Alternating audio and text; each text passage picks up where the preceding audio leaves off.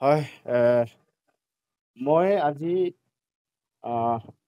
কোকৰাঝাৰ জিলা IBMCৰ উদ্যোগত আয়োজিত এখন প্ৰতিভাস্থলীত উপস্থিত থাকি পেলাই আহ, মই আহ, কেইবালানি মই কিবা কৈছিলোঁ মানে আহ, বৰ্তমান চলি থকা অসমৰ যি উচ্ছেদ এই উচ্ছেদৰ বিৰোধিতা কৰিছিলোঁ।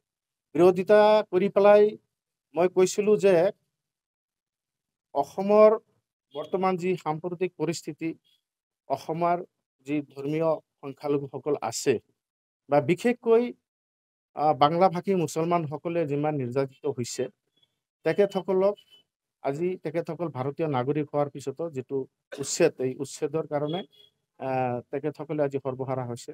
তাৰপিছতে কৈছিলোঁ আজি যদি লোকপিয়ল হয়, যিসকল পূৰ্ববংগীয় মুছলমান আছে, বাংলাভাষী মুছলমান আছে, তেখেতসকলে যদি অসমীয়া ভাষা যদি নিলিখে, তেনেহ'লে কিন্তু অসমীয়া ভাষাটো কিবা হ'ব, সংখ্যালঘুত পৰিণত হ'ব। এই কথাটো মই কৈছিলোঁ।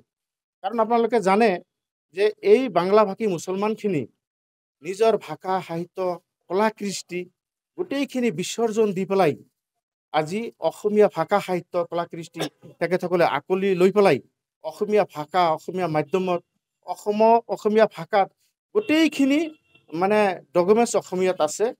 তেখেতসকলে কেতিয়াও নাভাবে যে আমি যে বাংলাভাষী মুছলমান, আমি যে বংগমূলীয় মুছলমান, এনেকুৱাকৈ কোনেও নাভাবে। চবেই ভাবে যে আমি অসমত যিহেতু বসবাস কৰি আছো, আমি অসমীয়া। সেইকাৰণে মই কৈছিলোঁ যে যদি তেখেতসকলে আজিৰ তাৰিখত যদি কয় যে নহয়, তেখেতসকলে যদি ভাবে যে নহয় আমি লোকপিয়লত আমি এইবাৰ অসমীয়া ভাষা নিলিখিম বা বেংগলী ভাষা লিখিম, এনেকুৱা বা বাংলা ভাষা লিখিম, এনেকুৱা যদি মনোভাৱ লয়, তেনেহ'লে অসমীয়া ভাষা সংখ্যালঘুত পৰিণত হ'ব। এই কথাটো মই কৈছিলোঁ। এই কথা কোৱাৰ কাৰণে কিছুমানে মোক বেয়া পাইছে। মই এই আপোনালোকৰ জৰিয়তে মই গোটেই অসমবাসীলৈ ক্ষমা বিচাৰিছোঁ যে যদি এই কথা কোৱাত যদি মোৰ যদি কিবা ভুল হৈছে, মোক ক্ষমা কৰি দিব।